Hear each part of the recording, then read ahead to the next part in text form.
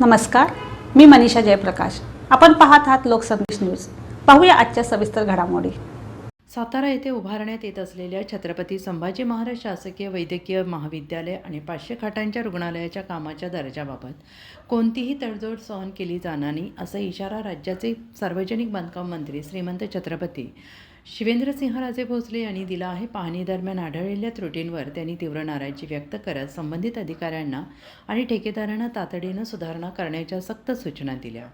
सातारा येथे अद्ययावत सुविधांनी सुसज्ज अशा शासकीय वैद्यकीय महाविद्यालयाची इमारत, 500 खाटांचे रुग्णालय तसेच अनुषंगिक बांधकामे युद्धपातळीवर सुरू आहेत. टप्पा क्रमांक 1 मध्ये पूर्ण झालेल्या कामाची तसेच टप्पा क्रमांक 2 मध्ये सुरू असलेल्या कामांची नामदार शिवेंद्रसिंहराजे यांनी प्रत्यक्ष पाहणी केली. यावेळी कॉलेजचे डीन डॉक्टर B.J. काळे, अधीक्षक अभियंता संतोष रोकडे, उपअभियंता श्रीपाद जाधव, अनिकेत देसाई, कनिष्ठ अभियंता सारिका जाधव, पूजा सावंत, अविनाश कारंडे आदी उपस्थित होते.